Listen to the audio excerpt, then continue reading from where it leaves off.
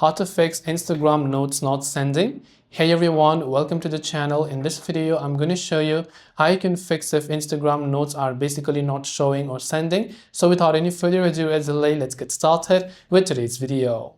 If your Instagram note is not showing, what are some of the reasons this is happening? The first thing to check is your internet connection. If you're using Wi-Fi, you can try to switch to cellular data or vice versa and see if that helps you solve the problem. If that doesn't help, then what you can do is you can go ahead and then first of all, long press the Instagram app icon if you're using on Android, tap on the eye icon which will take you to your app information page. Then from here you can simply go to storage and clear the cache files, and you can also clear the data. Remember that clearing the data, however, is going to reset the app which will ultimately log you out of your account. So if you don't remember your password, make sure to check your credentials first.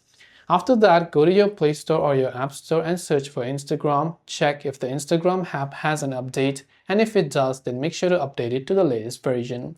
After you do all that, hopefully you'll be able to see the Instagram Notes feature within your Instagram app.